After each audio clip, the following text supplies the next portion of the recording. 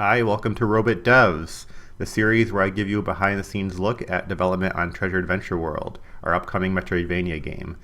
So today I'm going to show you a little bit behind the scenes on how I put together enemies, code them for the game, and basically take an enemy from just assets and show you the whole process and how ultimately I make enemies for Treasure Adventure World. So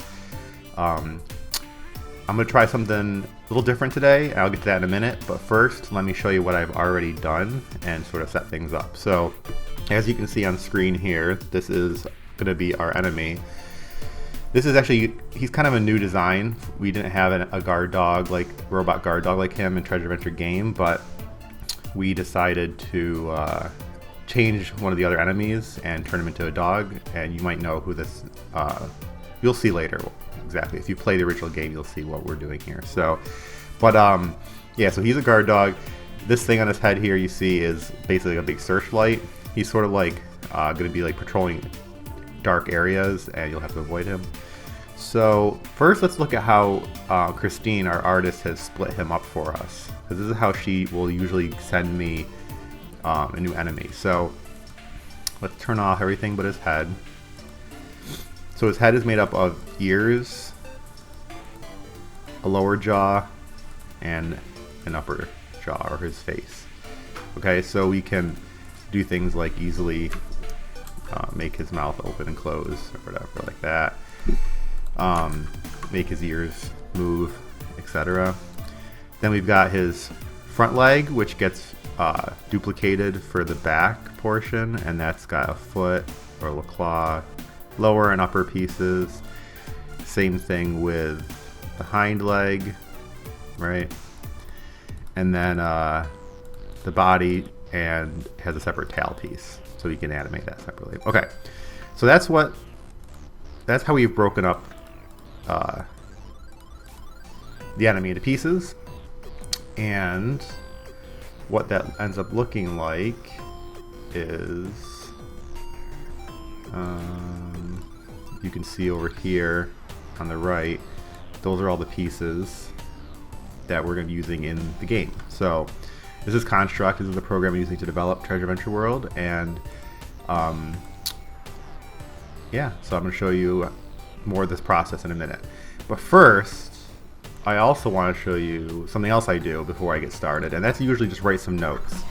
So this enemy is not going to be very particularly difficult. He doesn't have like a lot of modes or different functions, but he's got a couple. So this will help me when I start coding him later. So I sort of set up like a basic thing. So when when he's alive, he's got health. He's got mode 1 where he guards, walks back and forth, does some randomization. When he's finds the line of sight of the player, he switches to mode 2 and pursues. And as long as he continues to maintain line of sight, otherwise goes back. These are some animations we need, and a few other things. So, then you see I got a couple other enemies that I'm going to be doing down here. So that's this basic thing. I just like to, and I might fill this in more as I go. I also like to have something basic to look at when I'm trying to remember all the pieces and functions that he's going to need. Okay. What else? Oh yeah, so let me show you what I've coded so far. First of all, I'll show you what it looks like. It's going to be pretty simple. Right now, I'm just literally testing the bone structure. So right now, they all follow the mouse cursor. These will eventually, each follow their own path, sort of. So, but I've got the body in place, the tail, and the legs without the feet yet.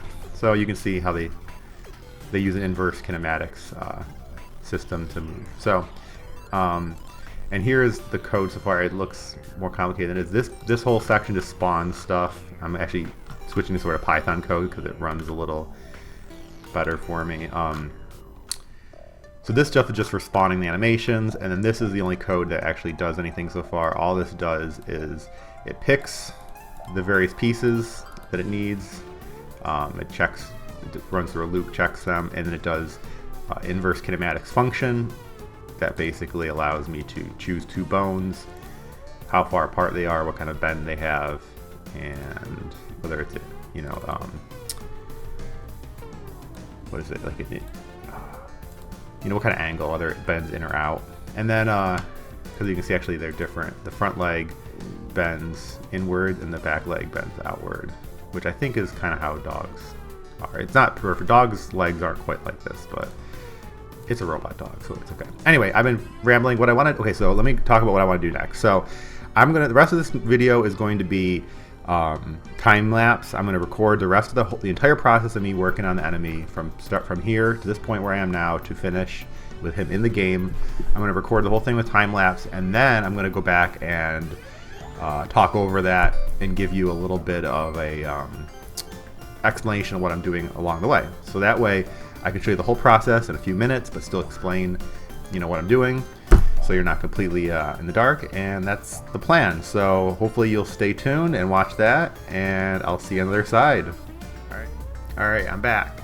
I know it's only been a few seconds for you, but it's been a little time for me. But here I am, watching the time lapse go on, and I'm trying to do a little bit of a play-by-play here. So first, what I'm doing here is basically setting up the rest of the animations, the head and the ears, setting the positions and sizes of all the different pieces, getting all that together, and I'm adding the feet, the head, and the ears at this point, getting them in and getting them positioned.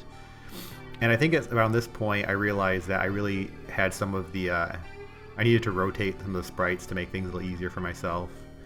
So right around here I begin rotating things and getting them a little neater. Then once I get everything positioned in the way I like it, I start working on the actual animation system, getting the legs and body and the head and everything to move the way I like them to, the way I want them to. And part of that involves using the inverse kinematic system. And you hear these little orange squares are basically target points for the legs, so that's where they sort of go to, that's where they point to. So wherever I move those little orange squares, their legs will move there.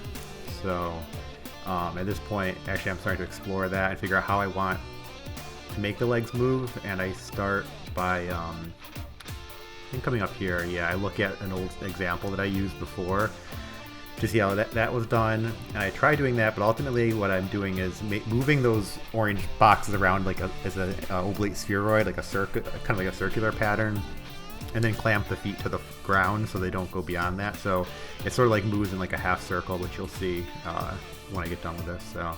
So now I'm working on the running animation here, trying to get that working. I realize you have to offset the legs, because dogs, the way they run is their legs kind of work all at different sort of timing. So I was trying to get that to look right, and I was doing that around here. Now I'm sort of getting the rest of the body to move along with the legs, the body, and the head and the ears and tail all sort of animating together. And so once I got the running animation looking good right around here, I started setting it up so I could switch animation on the fly and do a running, walking, an idle, and ultimately I did a skidding animation too, which you'll see. I'm building a function here so that you can easily switch between the animations. And then once I got that going, I transferred everything over to the game, built a little AI for it, added a light, and here we are with the final product in the game. And you can see he's running through his walking animation here. He just paces back and forth until he hits a wall or a random countdown finishes. But yeah, so he sort of patrols back and forth, and if he sees you, then goes into alert mode and he'll chase you around. Keep in mind, there's still no sound effects, and there's probably still little things we have to do here, but yep, then if you escape behind a block, this is a temporary piece I put here, then yeah, you can get out of his line of sight. Up, and do it again. There you go. So that's basically, and then he does have a skidding animation, which I added sort of late. Let's see if we can see that. You have to get it behind. Oh, that's alright.